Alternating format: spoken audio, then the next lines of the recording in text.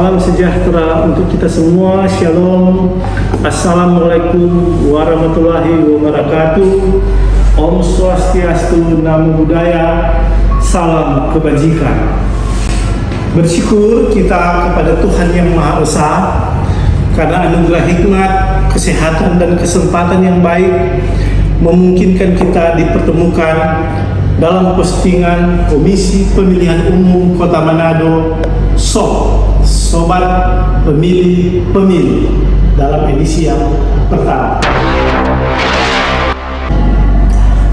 Dapat kami tegaskan, meskipun berpijak pada asas-asas dan prinsip-prinsip penyelenggaraan yang sama, namun sesungguhnya pemilu dan pemilihan itu berbeda.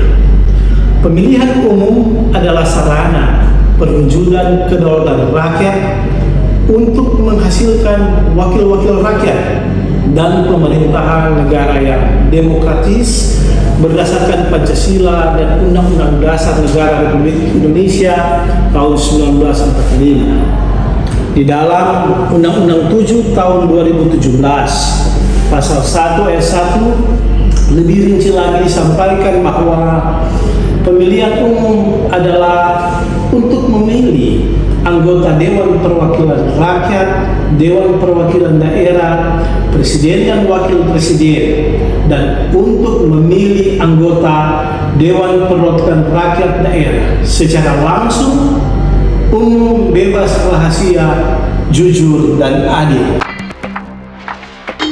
Sedangkan pemilihan sesungguhnya lebih kita kenal dengan pilkada atau pemilihan kepala daerah. Itu adalah usaha demokrasi untuk memilih kepala-kepala daerah, baik gubernur, wali kota, bupati, dan wakil-wakilnya. Oleh karena itu dapatlah kita pahami jikalau regulasi dasar pelaksanaan dua jenis pemilihan ini itu juga berbeda. Kalau pemilihan umum itu didasarkan pada Undang-Undang 7 tahun 2017. Jadi jelas pemilu 2024 masih didasarkan pada undang-undang ini. Jikalau buku kita sama, maka buku undang-undang setebal 664 halaman ini memuat 573 pasal, di mana pada tanggal 15 Agustus 2017 Presiden RI Joko Widodo sudah mensahkannya, dan satu hari kemudian Menkumham Bapak Yasona Lawli juga turut menandatangani. Buku ini, Undang-Undang 7 tahun 2017, telah merangkum dan memperbaiki 3 undang-undang pemilu sebelumnya.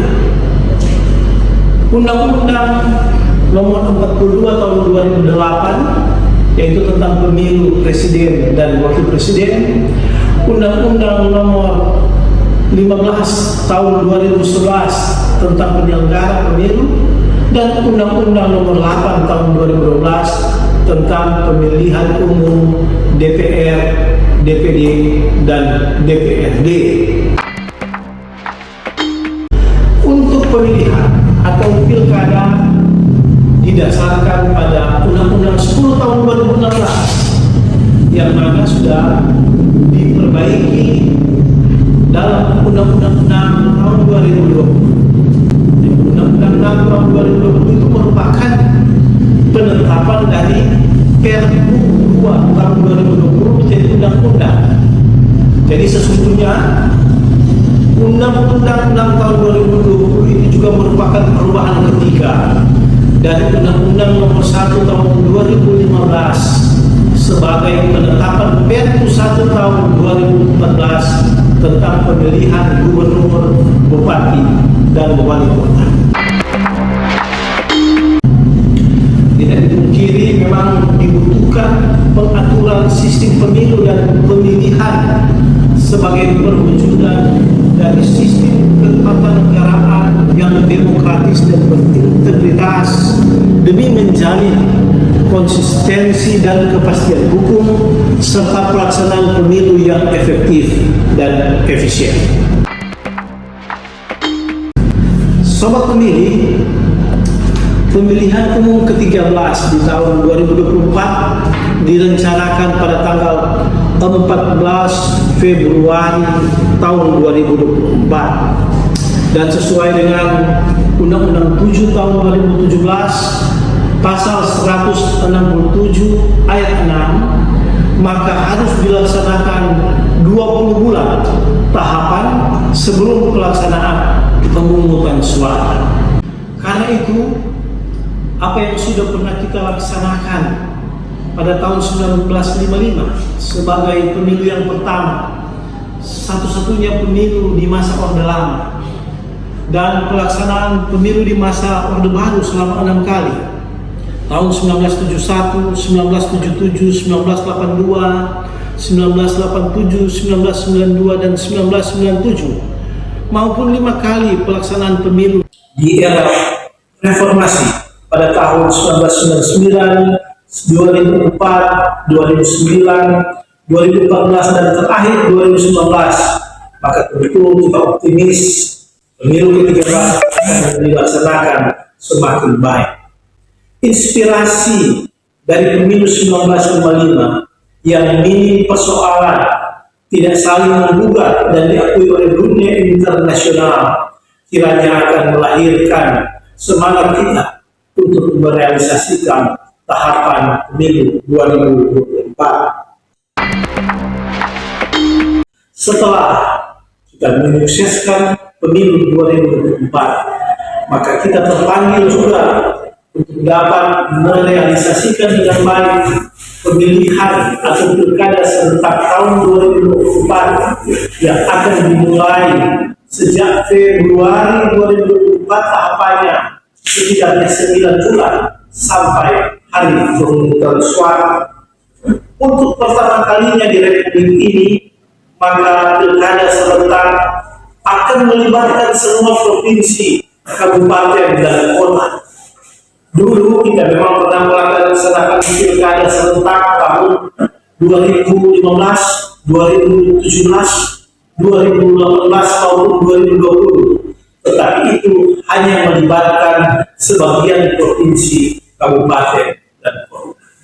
Sobat pemilih, demi kemajuan bangsa dan negara kita, sudah saatnya kita menaikkan indeks demokrasi negara kita di mata dunia internasional.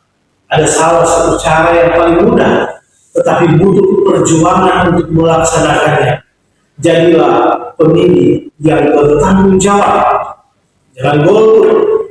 Kita berusaha hadir di tempat pemungutan suara, menyalurkan aspirasi kita, dan menjadi pemilih yang benar-benar bertanggung jawab.